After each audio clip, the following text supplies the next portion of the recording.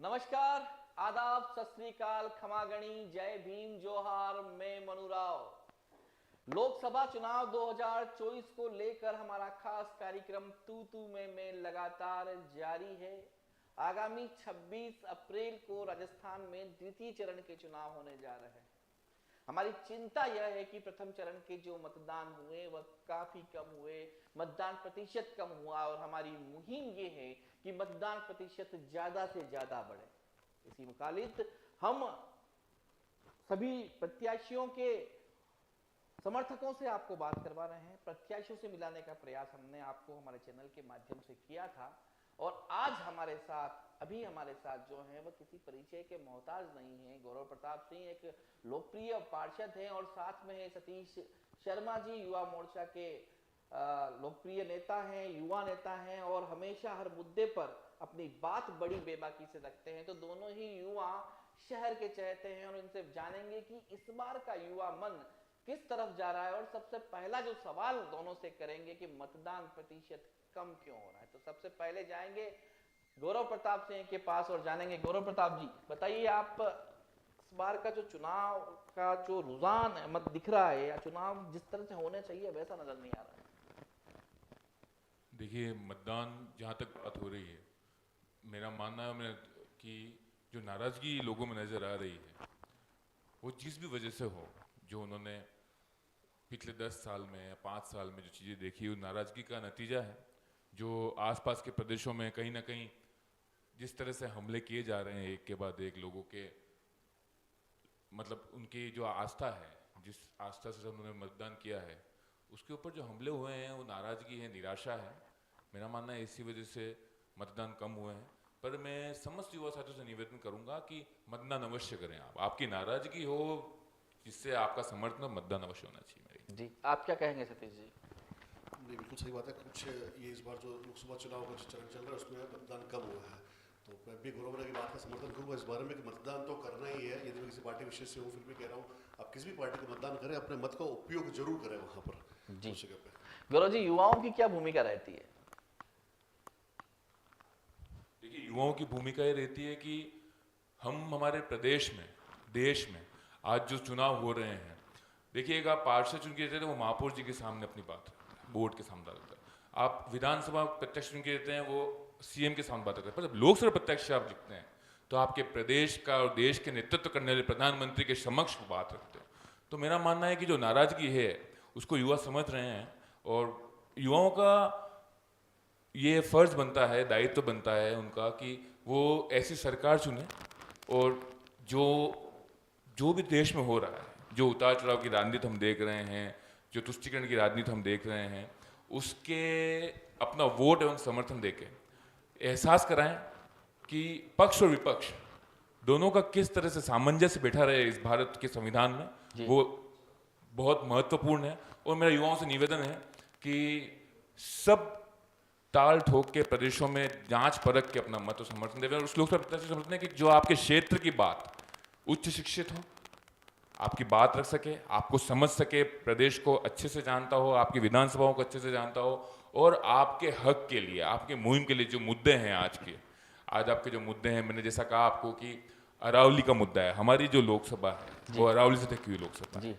हमारे यहाँ पे जो हाईवे के मुद्दे हैं, क्यों लोकसभाओं में आज भी एमबी हॉस्पिटल नहीं है, क्यों लोकसभाओं में एमएलएसयू जैसी यूनिवर्सिटी दूसरी लोकसभा विधानसभा में नहीं है, क्यों आज भी स्कूल के लिए लोगों को झाड़ू वगैरह से यहाँ आना पड़ रहा है। तो ऐसे जो मुद्दे हैं संसाधन के, इन सब को मद्देनजर रख के पिछले 10 साल में युवा जानना चाहिए युवाओं को कि 25 करोड़ का बजट एक लोकसभा प्रत्याशी को मिलता है, 125 करोड़ का बजट, उसके बाद 10 साल में 250 करोड़ का बजट। अगर आपको लगता है कि सही तरह से संसाधन के रूप में 7 या 8 विधानसभा में उपयोग में आया है और विकास की गंगा बही है जो वादों पे हर सरकार आती है, तो आप समर्थन करें। अगर आपको ऐसा लगा है कि कहीं ना कहीं आपके मत और समर्थन के साथ धोखा हुआ है, प्रदेश में कहीं ना कहीं आपको लगा है कि युवाओं को लगा है कि हमारी बहनों के साथ कुछ गलतियां हो रही हैं, अपराध बढ़ रहा है, अपराधियों में वो बढ़ रहा है, तो उसको देख के मत समझना चाहिए। युवाओं का मेरा मानना है कि युवाओं को सोच समझ के मत देना पड़ेगा और समर्थन करना पड़ेगा। युवाओं की क्या भूमिका रहती है सतीश जी?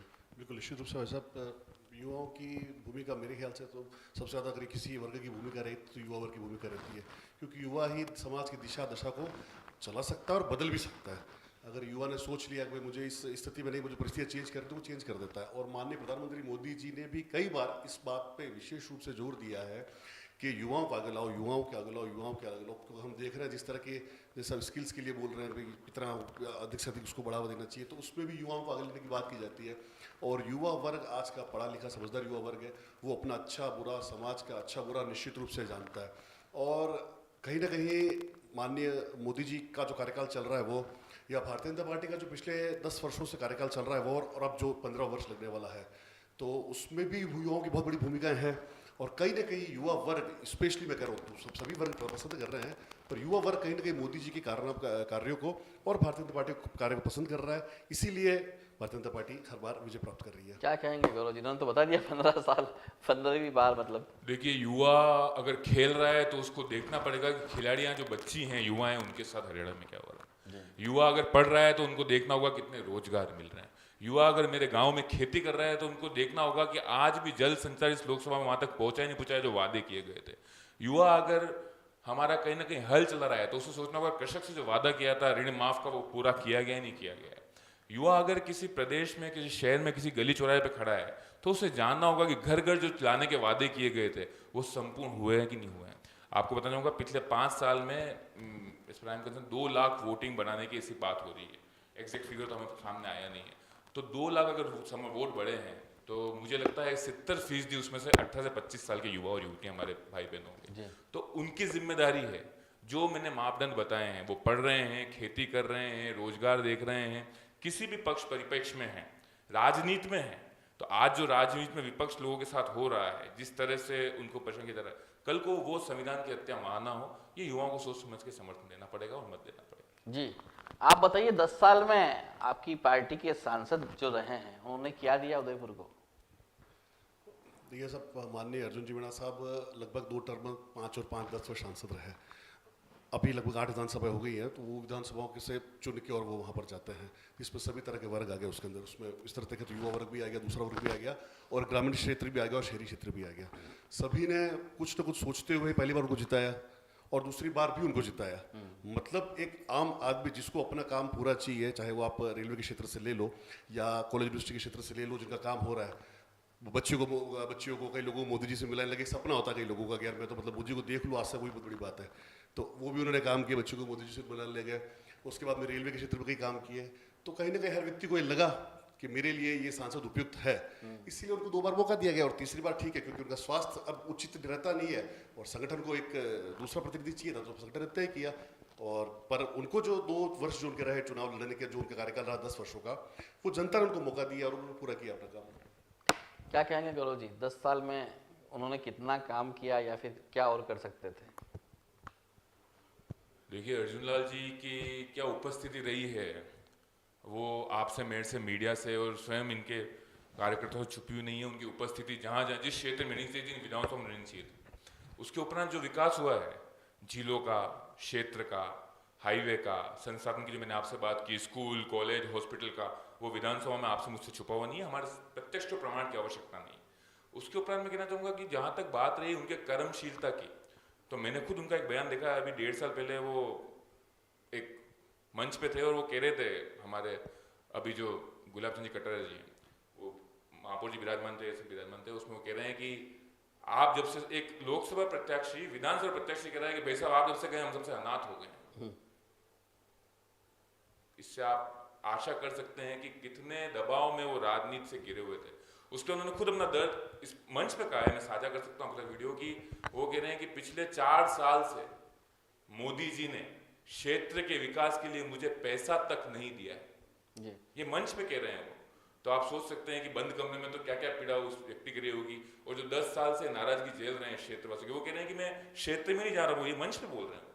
वो कह रहे हैं मैं क्षेत्र में जा पा रहा हूँ, झाड़ू और फले से जा ही नहीं पाता हूँ, जाता हूँ तो देर हो जाती है, मेरा स्वास्थ्य नहीं है।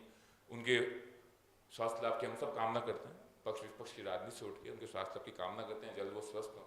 परंतु वो एक पीड़ा बता रहे हैं। तो जहाँ 4-5 साल से उनको क्षेत्र के विकास का धन ही नहीं मिल रहा है, जो खुद अपने मुख से बोल रहे हैं, ऐसी तानाशाही में जहाँ एक विधानसभा प्रत्याशी राज्यसभा सांसद बन गई, राज्यपाल बन गए, उसके उपरांत वो राज्यपाल को ये कह रहे हैं कि मैं अनाथ हो गया हूँ, तो मेरा मानना है कि इससे दुखद राजनीति का कोई चेहरा इस मेवाड़ की तरफ पे नहीं हो सकता। क्या कहेंगे सतीश जी, एक सांसद हताश है, बेसहारा है, गौरव बना ने स्टेटमेंट सांसद पद का पैसा नहीं मिला। गौरव बना ने स्टेटमेंट से ही बताया। माननीय अर्जुन जी बिड़ा ने कहा था कि यार जब से माननीय गुलाब जी साहब राज्यपाल बने हैं आप असम के, तब से मुझे अनाथ सा महसूस हो रहा है। कहने के बात को तोड़ मोड़ के पेश नहीं करना चाहिए। उनके कहने का अर्थ ये था घर के परिवार के एक मुखिया होते हैं। माननीय गुलाब जी कटारिया उदयपुर शहर में भारतीय जनता पार्टी के घर के परिवार के एक मुखिया थे। वो जितनी पीड़ा अर्जुन जी मीणा को हुई है उतनी पीड़ा मेरे से कार्यकर्ता, एक छोटा कार्यकर्ता, मैं दूसरी पंक्ति का कार्यकर्ता हूँ, युवा मोर्चा का कार्यकर्ता हूँ, मुझे भी हुई। क्योंकि हर व्यक्ति को ये चाहता है कि मैं गुलाब चंद जी कटारिया जैसा आइकॉन, एक इतिहास है गुलाब चंद जी कटारिया का अध्याय अपने आप में। सो उनके कई समस्याएं, उन्होंने वो समय भी देखा शायद कि जिस समय भारतीय जनता पार्टी के झंडे लगाने पर लोगों को मारा जाता था, वो समय भी देखा माननीय गुलाब जी साहब ने, और एक पूरा सत्ता वाला समय भी देखा गुलाब जी साहब ने। तो माननीय अर्जुन जी बिड़ा साहब का कहना था कि मेरे परिवार का मुखिया यहाँ से असम चला गया है, तो मुझे ऐसा लग रहा है कि थोड़ा सा ना, तो उसमें ऐसी बात नहीं थी कि जैसे कोई मैं लुट गया हूँ, बर्बाद हो गया, ऐसी कोई बात नहीं थी। चलिए दूसरे का जवाब दीजिए, दूसरी प्रतिक्रिया। 3 साल से पैसा नहीं मिला सांसद। हाँ, एक्चुअली हाँ, इसका जवाब देता हूँ मैं आपको। क्या होता है वैसा आपके भारतीय जनता पार्टी कार्यकर्ता की एक बहुत बड़ी समस्या है, मैं आपको बताता हूँ आपको। ये क्या होता है, आप इनको है ना बोलोगे आप इनको 10 रुपये दो कि काम कर रहा 10 रुपये में तुम चुनाव को काम कर लेना, ये 20 रुपये खर्च करेंगे, 10 रुपये जेब से और खर्च करेंगे उसके अंदर कि एक झंडा नहीं मैं 2 झंडे लेके आऊँगा, एक मेरे घर पे लगाऊंगा, पड़ोसी घर पे भी लगाऊंगा।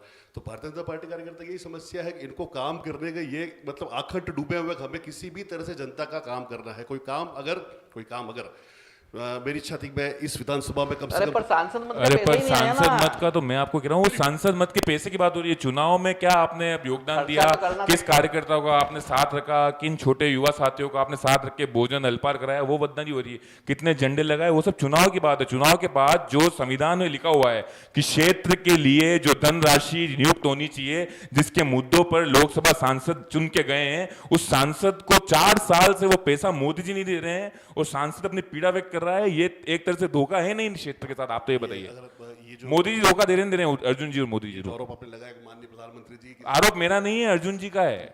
माननीय प्रधानमंत्री जी किसी सांसद को पैसा नहीं दे रहा है, तो ये तो देखो अब ये तो जांच का विषय होगा, क्योंकि पैसा दे रहे क्योंकि मोदी जी की कोई अर्जुन जी से कोई लड़ाई है नहीं, कोई व्यक्तिगत व्यवस्था है नहीं कोई उनसे कि आपको नहीं दूंगा और आपके पड़ोसी सांसद को नहीं दूंगा। पैसा आता है, सब कुछ होता है, काम भी होता है। और पर ये है कि मेरी इच्छा इतनी है मैं काम इतना करूँ इस विधानसभा में और उतना नहीं करा पाता because of budget, because of पैसों के कारण, तो वो काफी पीड़ा रहती है। वरना ऐसा कोई दूच पराती होती है मेरे वो वाला सांसद मेरा अच्छा और अर्जुन को मैं पैसा नहीं दूंगा, ऐसा तो मतलब जनरल सी बात नहीं होता है वैसे। तो इन्होंने तो कह दिया सांसद। इस पर मैं इसमें छोटी सी उदाहरण दूंगा। गौरव बना मेरे साथ में बैठे हुए आज विपक्ष के पार्षद है, भारतीय जनता पार्टी का बोर्ड है। गौरव बना के वार्ड में कौन सा काम जो गौरव बना ने करना चाहा नहीं हुआ हो, जबकि विपक्ष का बोर्ड है। अब गौरव बना अगर मान लो 10 दिए 9 हुए, एक नहीं हुआ, तो गौरव बना बोल दिया मुझे पैसा नहीं मिला, वो दूसरा काम नहीं हो पाया। ये एक अपनी वो वाली बात है, ठीक है।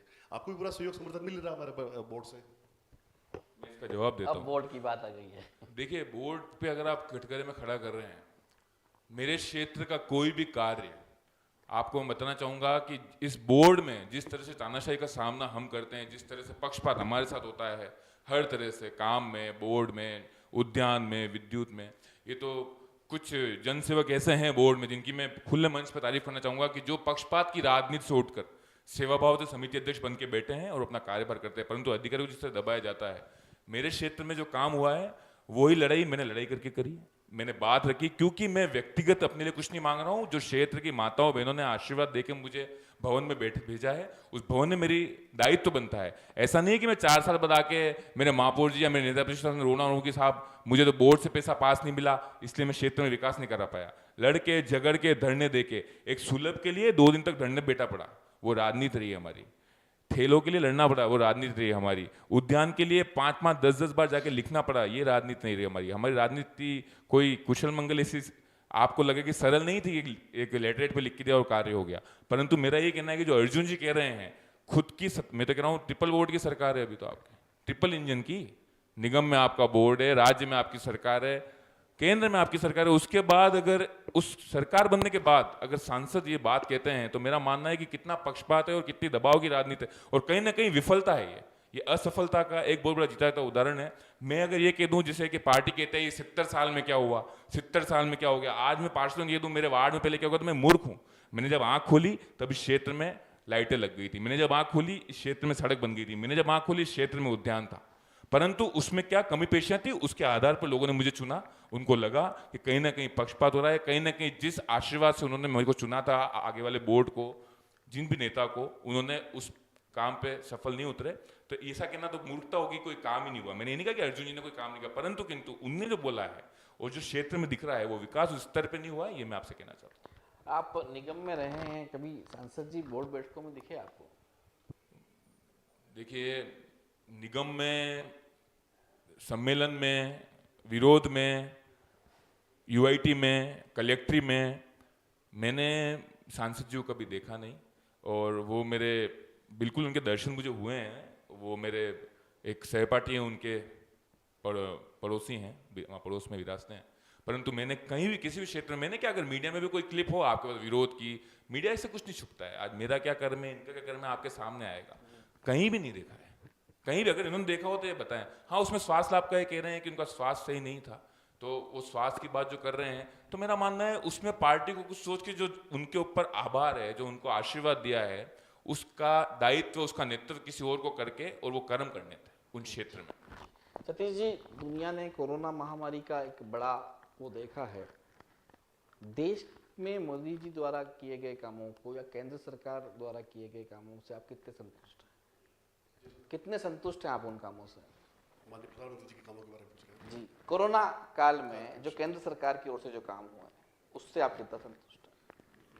मैं माननीय प्रधानमंत्री जी ने कोरोना काल में जो कार्य किए थे, जो प्रयास किए थे, या फिर बाद में आप दवाइयों की बात करें, जो इंजेक्शन या जो बाद में लगाए गए थे, या पहले बना लिए थे, पीले की दवाई बनाने में कितना समय लगा था और कोरोना की दवाई कितने समय में बन गई, तो ये सारी बहुत लंबी चर्चा का एक विषय है।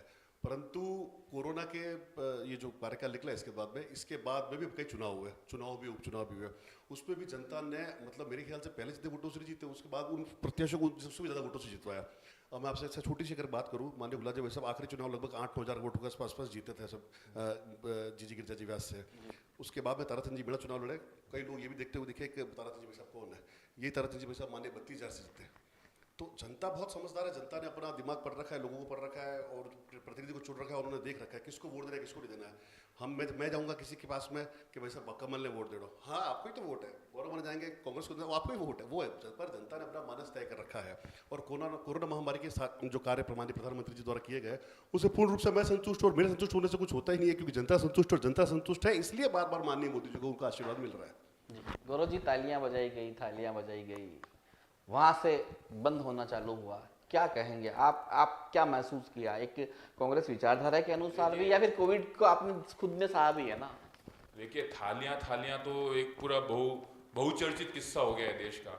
उसके बाद जब लाशों का ढेर लग रहा था, बंगाल में रैलियां चल रही थी, जब देहावसान हो रहा था, लोग रो रहे थे, मृत्युशैया पे जा रहे थे, तब बंगाल में शायद वो एक दीदी के क्लब्स चल रहे थे। जब पूरे देश में लॉकडाउन लगा हुआ था, तो बंगाल में रैली के आदेश दिए गए थे। उसके उपरांत कोरोना काल की अगर बात की जाए, तो मोदी जी ने कहीं ना कहीं हमारी सरकार की पीठ थपथपाई है, मुख्यमंत्री जी की। आप सबके सामने परिपक्ष है कि राजस्थान को मोदी जी ने मॉडल माना है। तो अगर सेवा से ही अगर वोट मिलते, अगर सेवा से समर्थन मिलता, तो हमारे और आपके सबके प्रधानमंत्री जी ने जिस मॉडल की पीठ थपथपाई, उनको आशीर्वाद मिलना चाहिए था जी, और सरकार वापस हमारी बननी चाहिए थी। क्योंकि मोदी जी खुद जिसकी पीठ थपथपा रहे हैं, मोदी जी खुद कह रहे हैं कि राजस्थान मॉडल पे काम होना चाहिए। ये मंच से मोदी जी ने कहा है कि राजस्थान मॉडल में जो काम हुआ है विपक्ष में भी, वो सराहनीय है। तो ये हमारा कर्म है, हमारी मेहनत है। और मैं मेरे सांसद के लिए गर्व से कहना चाहूंगा कि जब यहाँ से लोग सैलानी लॉकडाउन के उपरांत रोडवेज से जा रहे थे, तो मेरे सांसद वहाँ पानी की बोतल वितरित कर रहे थे, मेरे सांसद वहाँ पे उनकी व्यवस्था कर रहे थे। हमारे सीए रामसूरी जी मीणा के साथ बैठकर वहाँ पे व्यवस्था देख रहे थे। बसों में, यहाँ तक कि बसों में कितने डिस्टेंस पे लोग विराजमान हैं, ये तक सांसद महोदय खुद चल के, उम्रदराज सांसद है, युवा नहीं है, उम्रदराज सांसद हैं, उनके भी स्वास्थ्य की 10 पीड़ाएं हैं। उम्र है, उम्र के साथ साथ बीमारियां इंसान को ग्रसित करती हैं। रघु जी और अर्जुन जी की उम्र तक का वो ज्यादा नहीं है, ऐसा नहीं कि रघु जी मेरे सहपाठी हैं कि बहुत युवा हैं, कि उसी दर में आज उसको कर्म कर रहे थे। और आज भी मेरे जैसे युवाओं के साथ हर जगह खड़े रहे हैं। आपके समक्ष है रघु जी का क्या योगदान रहा। पराजय के बाद भी 10 साल उन्होंने जो वादा किया मेवाड़ के लोगों से, लोकसभा से हो नहीं पाया है, उनके लिए वो उपस्थित रहे। जी, गौरव वल्लभ जी को यहाँ की जनता ने 65,000 वोट दिए हैं, तो मान सकते हैं या तो कांग्रेस आइडियोलॉजी से दिए हो, कांग्रेसी होने के नाते दिए हो, या फिर उन्हें पसंद किया हो वो दिए हो। अब उनका इस तरह से चले जाना आप क्या सोचते हैं? धोखा है वो। जी देखिए, मैं कहना चाहूँगा कि कोई भी नाराजगी रही हो, कोई भी वजह रही हो आपकी, किसी भी तरह की वजह रही हो, कोई दबाव में जाता है, कोई नाराजगी से जाता है, कोई कुछ और प्रलोभन में जाता है, जो भी चीज़ आप कह सकते हैं, कहीं प्रलोभन है, कहीं नाराजगी है, कहीं कोई भी व्यथा है, परंतु मेरा मानना है कि जो 65,000 वोट मिले वो एक बहुत बड़े समुदाय विशेष का एक आपको आशीर्वाद था। समस्त 36 कौम के संगठनों के नेताओं ने, हमारे 75 वर्ष की आयु के नेताओं से लेके 18 वर्ष का युवा जो यूथ कांग्रेस जुड़ा हुआ है, उन्होंने अपने दिन रात एक किए, तब जाके 65-70,000 लोगों ने आपको आशीर्वाद दिया। और वो आशीर्वाद दिया, हम सब आपको नेता मानते हैं, आपको हमने नेता माना, हमने आपको कंधे बैठा के चुनाव लड़ाया। तो मेरा मानना है कि गौरव जी वल्लभ को ऐसा कदम नहीं लेना चाहिए था, और उन्होंने क्या कह के लिया है ये मुझे नहीं पता, वो क्या वजह रही है, वो कहीं दबाव में आए हैं या उनकी कोई निराशा है या उनकी कोई ऐसी कोई बात है जिससे वो हताश हो गए हैं। परंतु मेरा मानना है 65,000 लोग जो आपको आशीर्वाद दे रहे हैं, तो बहुत बड़ा, आज आप देखो तो हमारी विधानसभाएं जो हैं गोगुंदा की, हमारी वल्लभ नगर की, यहाँ पर मांगीलाल जी, प्रीतम जी, उन्होंने दिन रात सेवा करी, उसके बाद इतने वोट संजो पाए हैं। तो आप अगर 15-20 दिन पहले, 1-2 महीने पहले आप यहाँ आए हो, तो कांग्रेस की स्थिति कहाँ खराब है? आज मैं मानता हूँ कि हमारा विपक्ष कह रहा है, हमारा जो विपक्ष में बैठे हैं वो हम विपक्ष में है, वो कह रहे हैं कि हम 34,000 से जीते, जनता माता ने आशीर्वाद दिया, इसमें हम कोई दोहराए नहीं है, भरोसा जताया, उस भरोसे से काम होना चाहिए। परंतु गौरव जी को भी 65,000 लोगों ने जो आशीर्वाद दिया है, मेरा मानना है उदयपुर दराबा बहुत बड़ी बात है। जी सतीश जी, क्या कहेंगे गौरव जी के लिए, या कि जो प्रत्याशी के रूप में आप लोगों के बयान थे, और बारी है, ये है, वो किसी भी तरह से चुनाव जीत लिया, ठीक है, अब वो आपकी पार्टी में आ गए और अब वो उदयपुर शहर के किसी पद पे या किसी इस तरह के पद पे बैठ जाएंगे, तो फिर आपका क्या हो रहेगा? बिल्कुल, मैं इस क्योंकि बात का कार्यकर्ताओं का हक तो वो मानेंगे ही। बिल्कुल इस बात का मैं जवाब दूंगा आपको। जी। उससे पहले एक बात और गौरव ने की थी कि थालियाँ तालियाँ, वो वाली वो बात कही थी, एक ताली और एक थाली, वो हुआ था, ये भी हुआ था, वो भी हुआ था। तो ताली और थाली हुई थी, तो उसमें भी काफ़ी लोगों ने ये एक चीज़ प्रश्न उठाया था कि ताली और थाली से कि कोरोना भाग जाएगा क्या, ताली और थाली से लोग सही हो जाएंगे क्या, ऐसा हो जाएगा क्या? तो उस टाइम पे ताली और थाली का मामला, आप ऐसी स्थिति पे थे जहाँ पर आपको किसी समस्या का समाधान ही नहीं पता है, ऐसी स्थिति पे थे। यूँ तो चरखा चलाने से कोई अंग्रेज नहीं भाग गए थे यहाँ से, एक प्रतीक था, एक प्रतीक था चरखा चलाना। तो उसी हिसाब से गांधी ने कहा था भाई ये चरखे को इस तरह से, और हम इसमें स्वदेशी उपयोग करेंगे चरखे से, और इस तरह से काम कर रहे थे। तो ताली और थाली से बना, कोरोना नहीं भाग रहा था तो चरखे से भी अंग्रेज नहीं भागे थे। अंग्रेजों में तो कई क्रांतिकारियों ने वहाँ पर अपनी फांसियाँ दी थी, कई क्रांतिकारी मर गए थे जिनके नाम शायद हमको आज पता नहीं है। तो ताली थाली तो क्या, ये तो उपवास वाला मामला हो गया। आपके प्रधानमंत्री मेरे नहीं हो, प्रधानमंत्री आपके भी है, उनका उपवास करना कि ताली थाली बने। ताली तो चरखे से भी वो अंग्रेज नहीं भागे थे।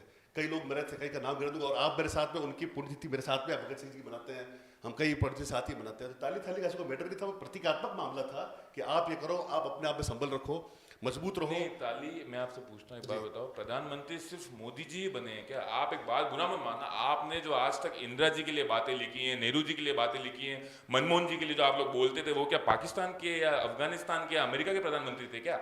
आप लोगों ने जिस तरह से व्यंग्य किए हैं सोनिया जी के लिए, आपके जेपी नड्डा जी के हंसने की उस पर लगते थे। सोनिया जी जो एक दिवंगत स्वर्गीय, जो इस देश की अखंडता के लिए शहीद हो गए, राजीव जी गांधी, उनकी जो विदुर है उसके लिए, विदुती, उसके लिए आप जो बयान देते हो, जो आपके सोशल मीडिया पे उनके लिए व्यंग आते हैं, वो आपको शोभा देता है कि आप आज बात कर रहे हो मोदी जी की। ताली थाली का तो मैंने बात ही नहीं, मैंने तो बात ही डाल दी, मैं बेवकूफ वाले मुद्दों पर चर्चा ही नहीं करता हूँ। मैंने तो स्पष्ट कहा कि ये बहुचर्चित मुद्दा है, इस पर मैं चर्चा नहीं करूंगा। मैं चर्चा करूंगा बंगाल में जब शव जल रहे थे, तब रैली हो रही थी, मैं उस पर चर्चा कर रहा हूँ। ताली थाली और थाली थाली, आप चरखे की जहाँ तक बात कर रहे हो, मैं आपके संज्ञान लेना चाहूंगा। आप भगत सिंह जी की बात करते हैं, आप सुभाष चंद्र बोस जी की, आपके इससे बताऊं, सुभाष चंद्र बोस हमारे कांग्रेस के अध्यक्ष थे, वल्लभ भाई पटेल हमारे अध्यक्ष थे।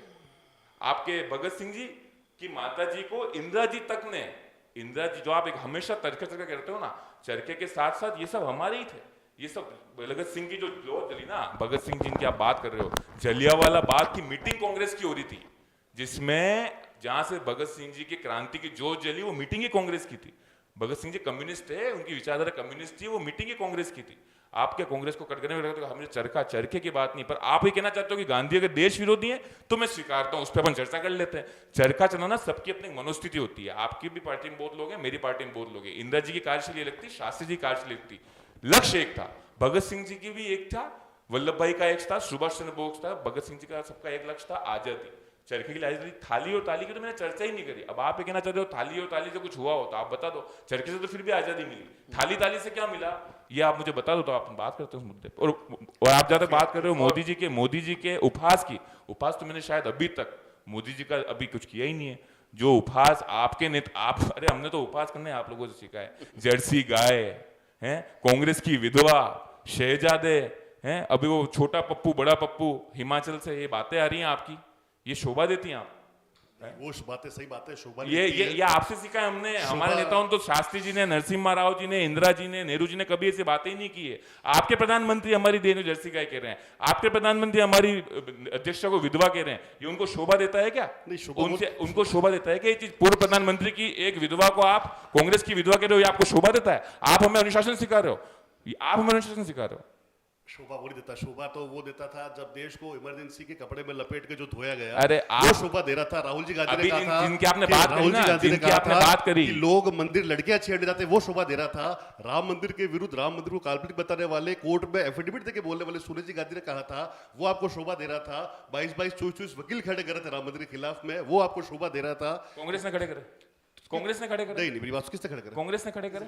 25 वकील एफिडेविट 25 वकील कांग्रेस के नहीं, इस बात पे चर्चा होगी। 25 वकील कांग्रेस ही थे क्या? वकील भैया कांग्रेस नहीं होता है, वकील कांग्रेस बीजेपी तो वकील तो आप करते हो, वकील कांग्रेस बीजेपी। अरे मैं आपको क्या कह रहा हूँ, राहुल जी गांधी कोर्ट बन के थोड़ी बात खड़े होते हैं। राम मंदिर की आप बात कर रहे हो, आपको आप मेरी बात सुनो, आप अन्यथा मत लेना, आप घर पधारना।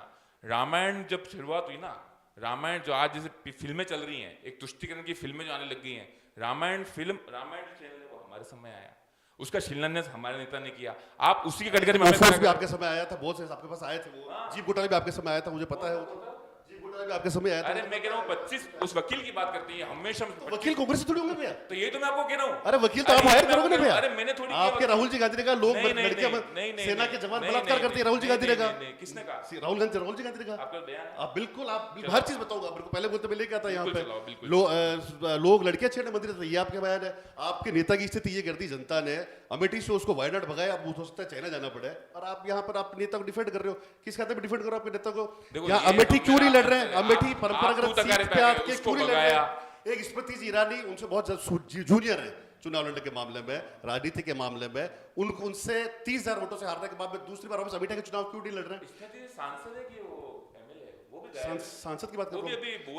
मैं अमेठी रहता नहीं हूं, बाकी मैं बताता हूं वो गायब है कि नहीं है। अभी बोल नहीं रही, अभी बहुत कुछ हो रहा है हम महिलाओं के साथ। आपको लग रहा है, हम सब 10 साल से हम काम ही कर रहे हैं, बोलना बंद कर दिया। अत्याचार पे सबसे ज्यादा चूड़ियां बेचने वाली, महिलाओं के अत्याचार पे तभी जनता ने उनको सांसद बनाया से बोलने वाली, वो आजकल गायब है।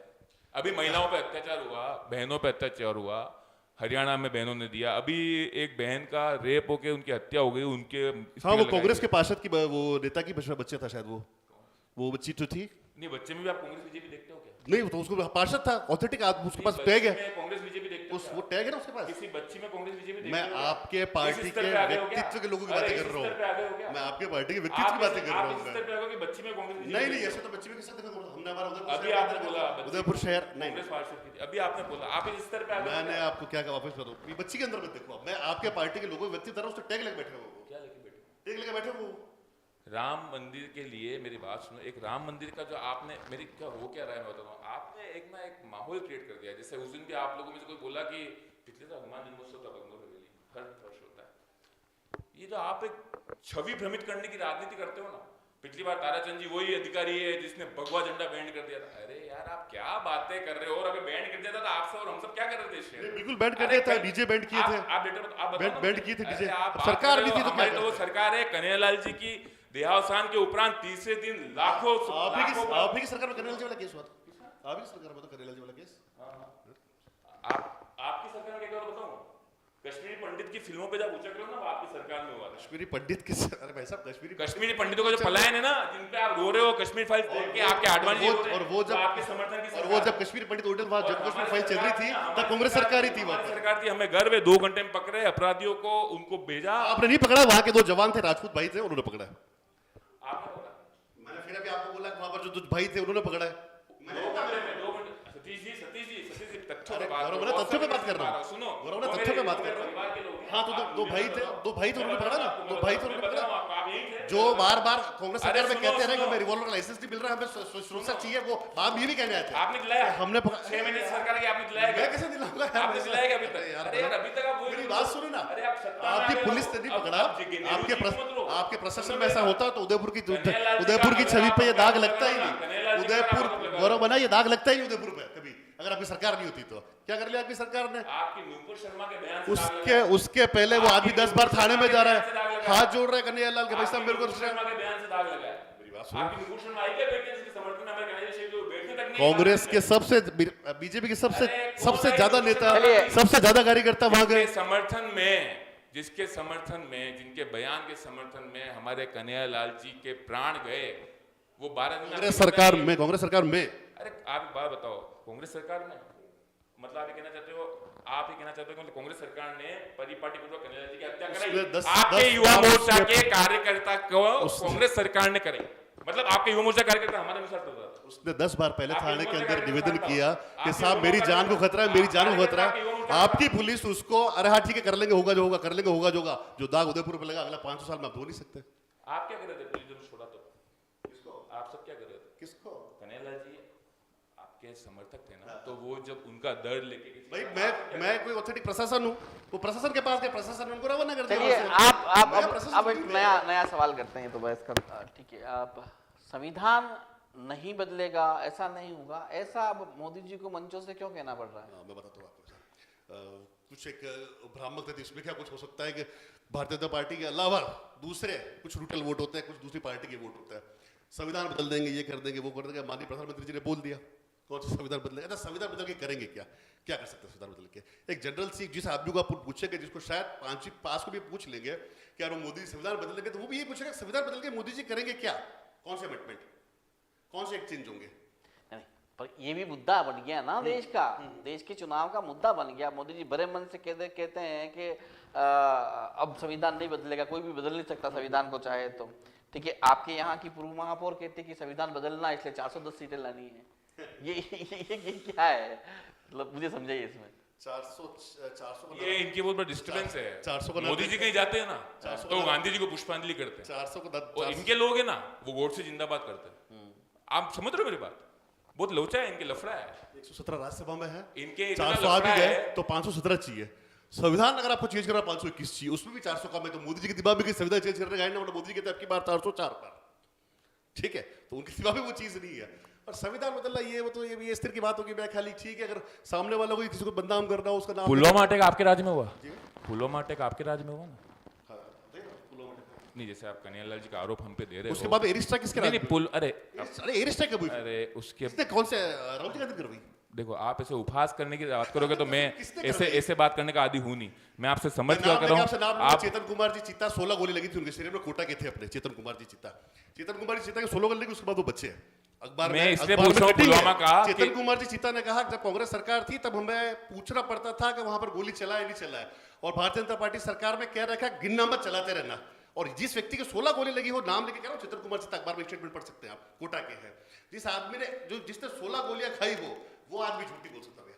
मैं किसी कंडीशन में नहीं आ सकता आदमी झूठ बोल रहा होगा। उसने कहा पहले पूछना पड़ता था गोली चलाए नहीं चलाए, और बाद में उन्होंने अभी उनका भारतीय जनता पार्टी सरकार में वो कहते हैं गिनना मत, चलाते रहो। तो ये सेना को बल मिला है। कितने कितने कितने कितने कितने ताकत दी थी आपने अपने उसको, कभी बुलेट दे रहे, कभी वो क्या कहते हैं गुलेल दे रहे सेना को। ये भी चीजें सुनी हमने तो हमारी सरकार में।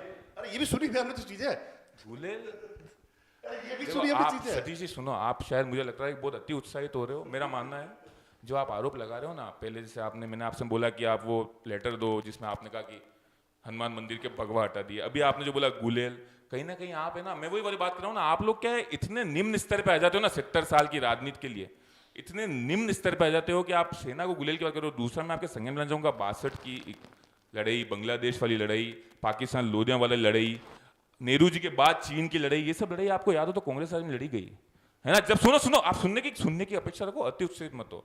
और दूसरा जो बात करो गुलेल वाली, मैंने पुलवामा अटैक बोला था, आप एकदम बौखला के आप चालू हो गए। मेरा कहना आपका मत ये था कि उसके बाद अरे सुनो सही, मैंने भी आपको एयर स्ट्राइक बता, एयर स्ट्राइक किसने करवाई थी?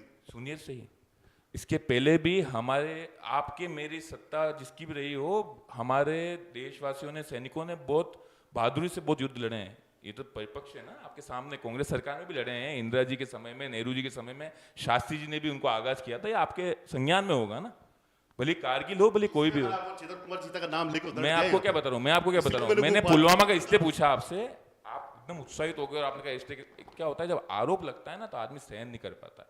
मैं आपको ये बोलूँ, जैसे आपने आरोप लगाया कन्हैया जी का हमारे ऊपर, मैं आपको आज स्पष्ट कहना चाहूँगा, जिनका बयान था, जिनका समर्थन हुआ, वो नुपुर जी आपकी पार्टी की, कन्हैया लाल जी मेरे मित्र के मामा जी हैं, पर वो आपकी पार्टी के समर्थक। जो आदमी वहाँ पर पाया गया, जिनके आपके नेताओं के साथ फोटो प्रकाशित हुए, वो युवा मोर्चा का। तो कांग्रेस पर अन्यथा मत लेना। या तो ऐसा है कि गहलोत साहब ने नुपुर जी को कहा कि आप ऐसा बयान दो, फिर हमारे स्वर्गीय किसी को कहा, फिर आपके युवा मोर्चा के आदमी को कहा। आप एक बताऊं, एक माहौल बना रखा है आप लोगों ने कि कैसे इनको हिंदू विरोधी। देखिए 82% हिंदू हैं, हम जानते हैं। यही तो राजनीति हो रही है। क्या राजनीति है हिंदुस्तान की? कहीं ना कहीं कांग्रेस को किसी भी तरह, रुकिए बात करने दीजिए, कहीं ना कहीं आप बोलिएगा, मैं सुनूंगा, आप उत्साहित मत दीजिए। कहीं ना कहीं कांग्रेस को किसी न किसी तरह से, कौन नहीं था वहां पर, उनके साथ कंधे मिला के हम नहीं खड़े थे, कि आप नहीं खड़े थे, कि हमारे नेता नहीं आए, कि हमारे नेताओं ने उसका दर्द नहीं समझा, पीड़ा नहीं समझी, नौकरी पेशा पैसा कौड़ी जो भी मदद कर सकते थे, परिवार की जो दुख था, परिवार का एक आदमी कम हो गया, बच्चे अनाथ हो गए, उन अनाथ का दर्द नहीं समझा, क्या नहीं किया, गिरफ्तारी नहीं की, एनआईए ले लिया तो ले लिया एनआईए ने, अब हम क्या कर सकते हैं उसमें, उस पर तो हमारा जोर नहीं है। उसके बाद ये पिछली बार एक आपके बहुत दिग्गज सुरेश कह रहे हैं, अरे यार, अरे आप ये, आपको क्या लगता है जब सैनिक का कोई खून गिरता है तो किसी कांग्रेस को खुशी होती है क्या? कन्हैयालाल जी कसाब ने गुनेत ले तो हमें क्या खुशी हुई क्या? कारगिल में हमारे युद्ध में सैनिक शहीद हुए, अटली सकते हमें क्या खुशी हुई क्या? आप रोक भी तो नहीं पाए थे ना किसको? और 10 साल के इतिहास को, पहले के इतिहास को कारगिल देख लीजिए। कारगिल के युद्ध को हम रोके? कितने सैनिक पहले शहीद हुए, कितने सैनिक अभी शहीद हुए, ये भी आप उठा के देखना, कितने उन्होंने पहले आगे रखे वो फायर करते थे, आक्रमण करते थे, और अब कितने करते, वो भी आप देख लेना। लास्ट फायर कब हुआ था? ये तो मुझे याद ही नहीं था लास्ट फायर कब हुआ था। यही तो बात बीजेपी सरकार में तो याद नहीं आ रहा मेरे को, कांग्रेस सरकार में आप थे, आप बता दो। मैं आपसे मुद्दे की बात ये कर रहा हूँ। पुलवामा देखो, आप अगर ये कहना चाहते हो कि कांग्रेस सरकार सेना के विरुद्ध थी, तो मेरा मान, सुनिए राहुल जी गांधी का स्टेटमेंट ला के मुर्मू को व्हाट्सएप कर दूंगा, जिसमें उन्होंने कहा था सेना के जवान बलात्कार करता है, अभी तक ना, आपको भी करूंगा मैं। आप मुझे भेजना। अब मेरी बात सुनो, अगर आप ये कहते हो कि कांग्रेस सरकार, आपको लगता हो कि राहुल जी सैनिकों के विरोधी हैं या सैनिकों से उनको कोई बदला लेना है, सुनिए, राहुल जी के ही पिताजी हैं जिन्होंने सेना को तड़ीपार भेजा था, राहुल जी की दादी जी है जिन्होंने सेना को 3 बार युद्ध कराया था, राहुल जी की दादी जी हैं जिन्होंने सेना को लड़ने के लिए बोला था। आप अगर ये कहना चाहते हो कि राहुल जी सेना के विरोध में, मैं आपको क्या कह रहा हूँ, अब आप सुने नहीं, पुलवामा 400 से पुलवामा की बात आई थी, आपके मुद्दे को कहीं ले गए। मैं पूछना चाह रहा हूँ 400 किलो पुलवामा में आरडीएक्स कहाँ से आया? अभी तक मोदी जी ने एक बार बहुत तगड़ा बयान दिया था कि सीमाओं से इधर क्षेत्र में कैसे आता है, वो पता नहीं लगा। 400 सीट आ रही है ये पता लग गया इनको। नहीं, मुद्दे की बात समझो आप, मतलब 400 किलो आरडीएक्स कैसे है ये अभी तक पता नहीं लगा इनको। 430 उन्होंने फिगर आउट कर ली कि 400 सीटें हम जीत रहे हैं। मतलब मैं आज आपको कह रहा हूं, आप मुझे पूछ रहे हो गौरव जी कितने वोट में सीटें आएंगी, मैं आपको कह रहा हूं 70 है, उसमें से 55 सीटें आएंगी, कैसे आएंगी? मैंने कहा जनता का आशीर्वाद देख लिया, कर्म देख लिए, काम देख लिए, प्रत्याशी देख लिए। प्रत्याशी घोषित होने से पूर्व दिन बताया जाए 400, एक हवा बनाया जा रहा है। और जीत 400 से या 500 से, विपक्ष में हो पक्ष में हो, काम करना हमारा कर्म है, हम करेंगे। मैं आपसे इतना कहना चाह रहा हूँ, 400 पुलवामा में जहां से आरडीएक्स है वो पता नहीं लगा, पर 400 आपके जो सीट आ रही है वो आपको पता लग गया। अगर आप 400 की बात कर रहे हैं कि भाई 400, अब की बार 404 का नारा क्यों चल रहा है, इस बार 400 का नारा क्यों चल रहा है, तो पहले भी कई डिबेट में और आज भी गौरव बना एक तरह से वो स्पष्ट हो गया। मतलब ये एक तरफ तो ये मान चुके हैं सरकार तो बन गई इनकी भारतीय जनता पार्टी की, अब ये दूसरा डिबेट कौन चला रहा है, अरे 400 आ जाएंगे, 400 आ जाएंगे, अरे 400 आए नहीं आए, हम तो 500 बार आपको मेरे किस 543 है, हम तो 500 बार भी करेंगे, हम तो 400, हमने 2 से आए तो 303 भी किए, 336 भी किए, 272 भी किए। आप विपक्ष चाहते ही नहीं हो तो नहीं, मेरी बात सुनो, जनता नहीं चाहती ना, वोट मैं थोड़ी दे रहा हूँ, जनता वोट दे रही है वैसा, तो जनता जिसको वोट देगी वो रहेगा, वोट नहीं देगी तो नहीं रहेगा। इसमें क्या हो गया?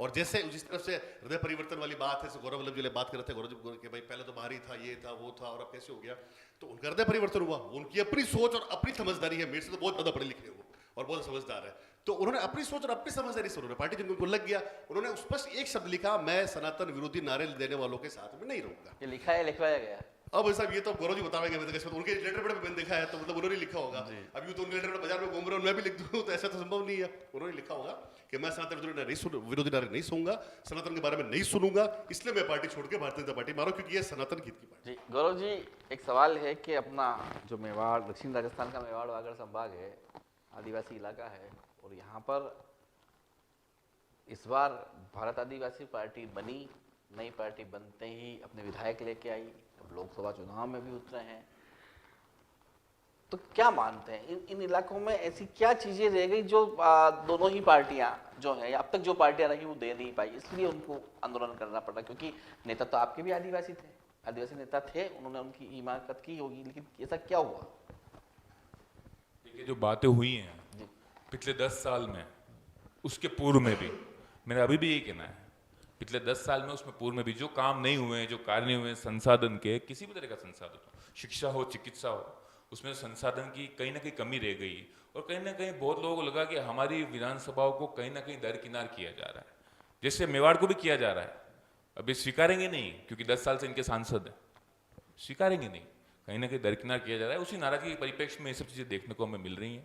और मेरा मानना है किसी जगह नाराजगी हो, 400 पार हो या 500 पार हो, आपको जनता जो आशीर्वाद दे उसी तीव्र गति से आपको काम करना चाहिए, आदमी किसी भी पद पे हो।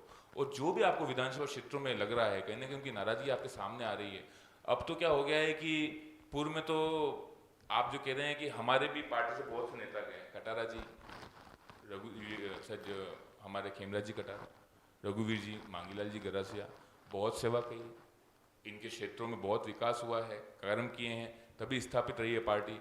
कहीं ना कहीं आज वापस अर्जुन जी को मौका मिला, तो 10 साल में जो नाराजगी है उस नाराजगी के परिप्रेक्ष्य पे वो आपको दिख रही है।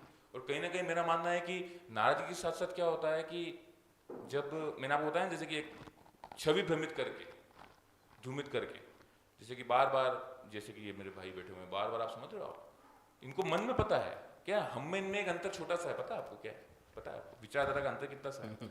ये व्हाट्सएप पे ईद विश करते हैं, हम फेसबुक पे ईद विश करते हैं, यही अंतर है। जो हमारे मित्र हैं ना म्यूचुअल मुस्लिम समुदाय के, वो इनके भी मित्र हैं, पंडित जी के भी मित्र हैं, वो उनसे ये भी बात रखते हैं, संबंध रखते हैं, काम करते हैं, व्यापार करते हैं, सब कुछ करते हैं। निगम में भी यही होता है, राष्ट्रवाद राष्ट्रवाद राष्ट्रवाद को कहीं ना कहीं हिंदुत्व से जोड़कर ये दिखाया जाता है कि कहीं ना कहीं हम हिंदू ताकत दे रहे हैं और कहीं ना कहीं हम एक समुदाय विशेष के विरोध में हैं, ये इस पे कोई दो राय नहीं है।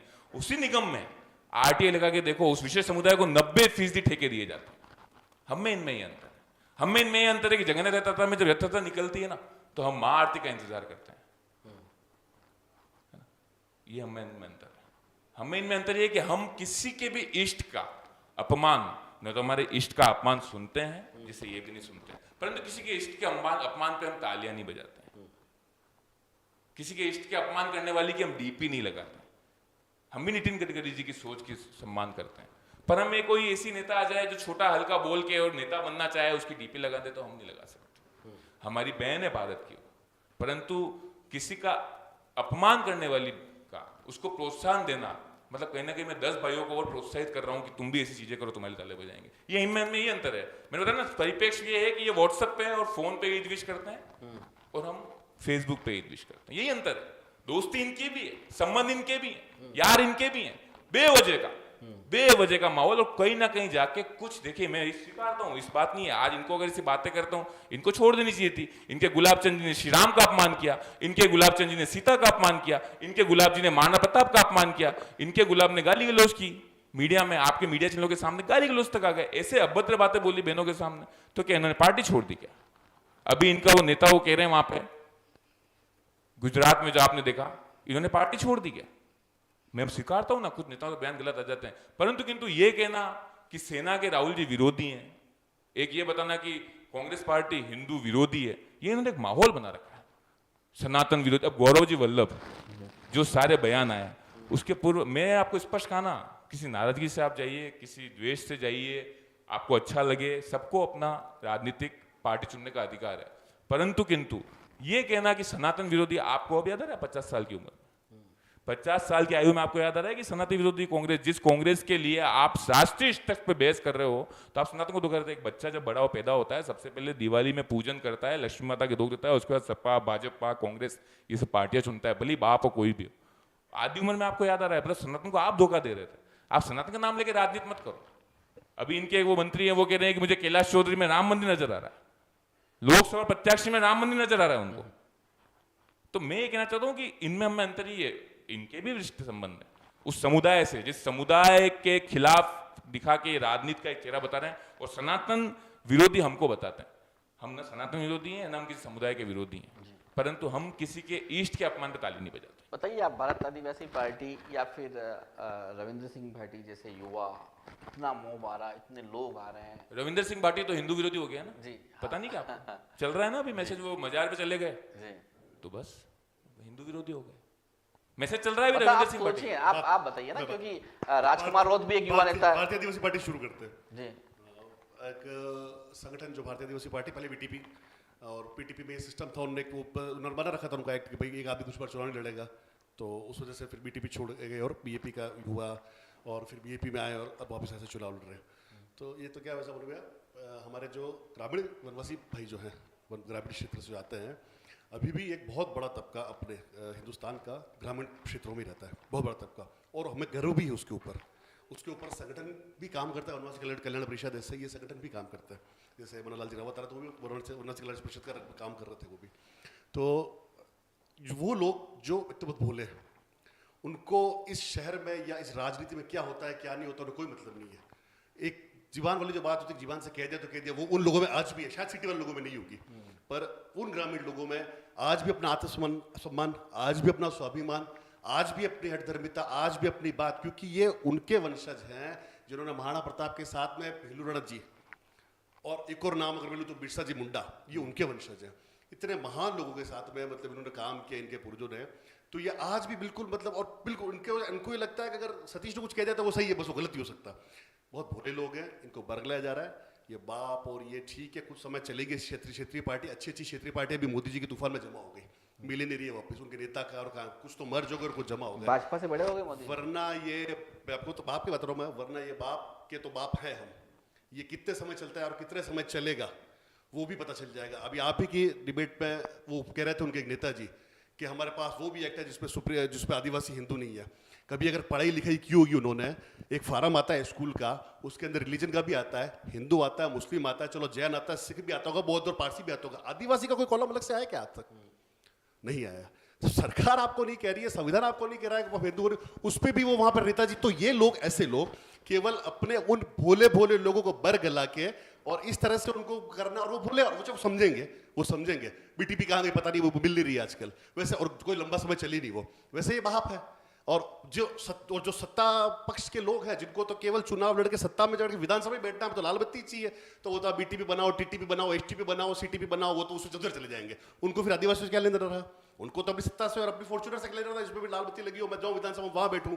तो कोई आदिवासियों का और वनवासी लोगों को भला करने वाले लोग ये नहीं है, केवल कुछ समय के लिए उन भोले लोगों को बरगलाने का जो काम ये बीएपी कर रहे हैं, उनके बाप हम हैं। आप वो भी जमा करके बताएंगे, हम वो भी करके बताएंगे। तो ये तो क्या है, तो कुछ समय में होता है वो कोई कुछ बूंदे गिरती तो वो उछलती है, खत्म फूटती, चलता रहता है, कुछ नहीं। ये हमारे लिए चर्चा का विषय भी नहीं है, कांग्रेस भी है, ये तो हमारे लिए कुछ नहीं है हमारे लिए। कांग्रेस की बी टीम कांग्रेस की कुछ नहीं। जी गौरव जी, समय की सीमा है, मतदाताओं को क्या कहना चाहते हैं, वोटर्स को क्या मैसेज देना चाहते हैं, और उदयपुर की जनता के साथ साथ देश की जनता या दर्शकों को क्या कहना चाहते हैं? दर्शकों को क्या कहना चाहते हैं आप? मैं दर्शकों को यही कहना चाहूँगा कि जैसा अभी इन्होंने बताया, आदिवासी क्षेत्र बहुत बड़ा है, और मेरा मानना है कि जो नाराजगी है, और इन्होंने जैसा कहा कि कभी सरकार ने नहीं कहा है, सांसद में अमित शाह जी ने कहा है कि सीए एनआरसी में जैन, बौद्ध, पारसी वगैरह के नाम के साथ आदिवासी अलग से बोला है, बोलने की जरूरत ही नहीं थी जब वो हिंदू थे। अरे अलग तो आपने किया ना, कुछ भी बोल दो, देश का गृह मंत्री कुछ भी बोल दे, देश का गृह मंत्री कुछ भी बोल देगा, देश का गृह मंत्री कुछ भी बोल देगा। राहुल जी का मैंने आपको उदाहरण दिया था, वो भी कुछ भी बोल दिया। राहुल जी को फिर बात करेंगे आपसे। अरे भैया यार, 100 साल और लगेंगे, रुक जाओ आप।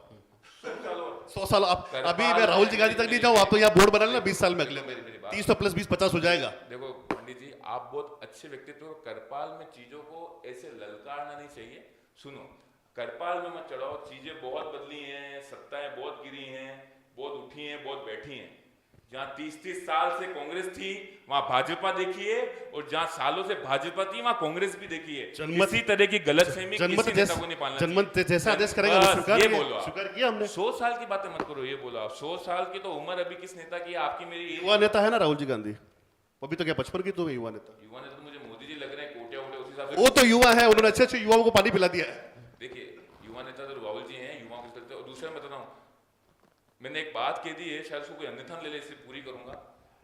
रविंद्र भाटी एक चेहरा छात्र राजनीति का, अभी अभी मैंने देखा वो देश विरोधी हो गए, इसी वो लोकसभा मतलब इनका क्या कहना है, गौरव जी समझदार हो गए। आप समझ रहे हो मेरी बात? उन्होंने मुंह से बोला, आपकी बाइट में शेयर करा आधा घंटा पूर्व उन्होंने क्या बोला, जिसपे पिछली बार उन्होंने मुझसे बहस की थी गौरव जी के विरोध में, वो गौरव जी आज इनको क्या लग रहे हैं, समझदार।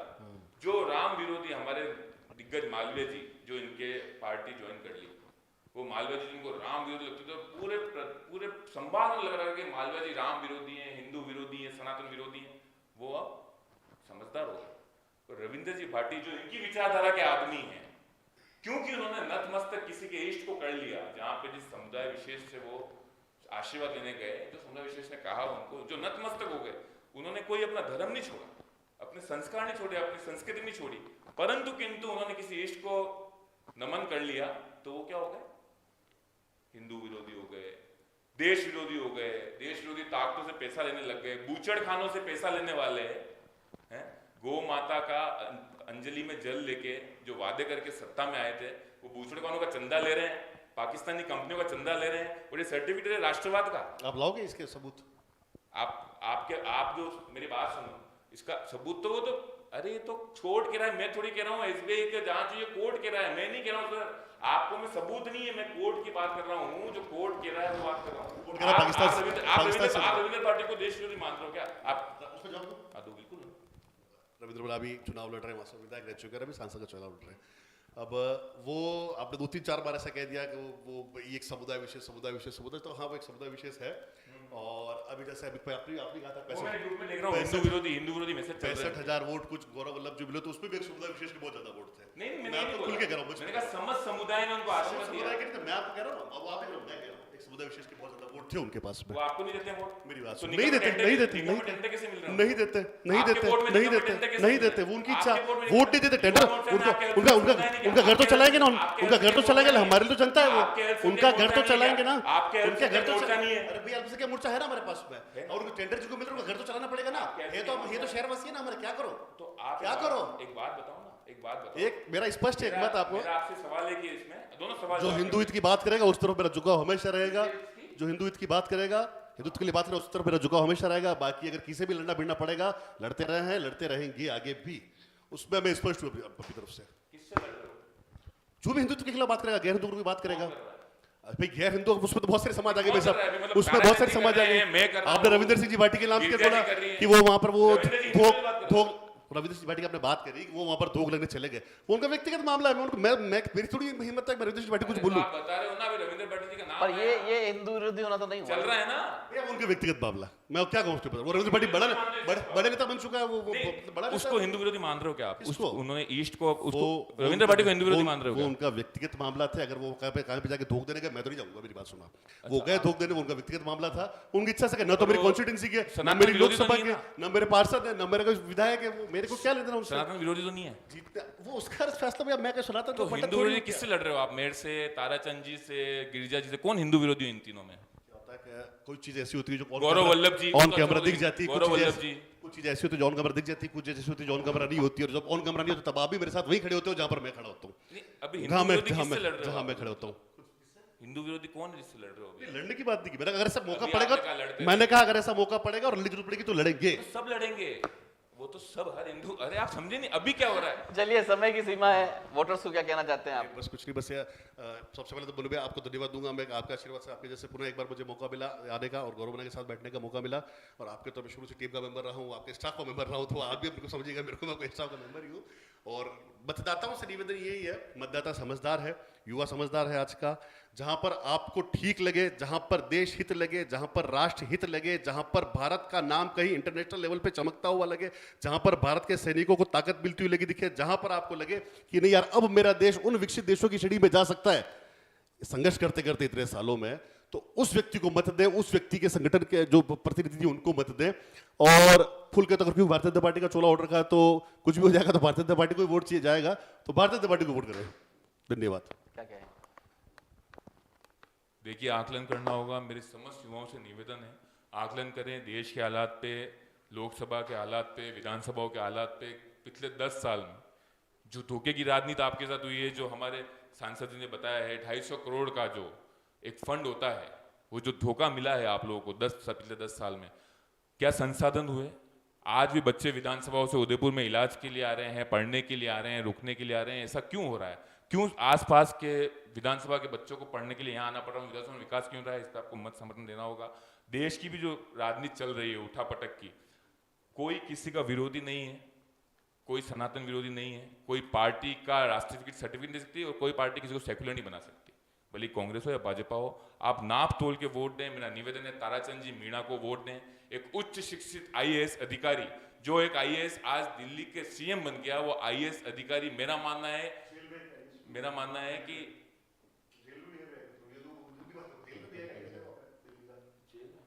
जेल में तो बहुत लोग जाएंगे, अभी आप रुको, इंतजार करो, निश्चिंत रहो, बहुत लोग जाएंगे जेल में, तो वक्त आने दो, वक्त का पहिया है। आईएएस अधिकारी आपको मिला है, हमको मिला है, जो इस संभाग को, प्रदेश को जानता है। आप में से एक जो खुद एक मध्यम वर्गीय परिवार से, शास्त्री जी का स्वरूप किसी नेता में अगर दिख सकता है, जो अपने पैरों पे खड़े होकर एक क्लर्क की नौकरी से लेकर कलेक्टर की नौकरी तक, आईएएस तक पहुंचे हैं। आप सबसे निवेदन है, उच्च शिक्षित प्रदेश को जानने वाले संभाग नागरिक को वोट दें, कांग्रेस अपना मत समर्थन दें, आपको अपना गौरव। तो ये थे भारतीय जनता पार्टी और कांग्रेस के युवा नेता। 26 तारीख को मतदान है। हमारी यही अपील है कि अपने मताधिकार का प्रयोग जरूर करें। मैदान में 8 लोग हैं, नव्वा नोटा के रूप में भी आपके सामने आएगा। वोट जरूर दें। नमस्कार।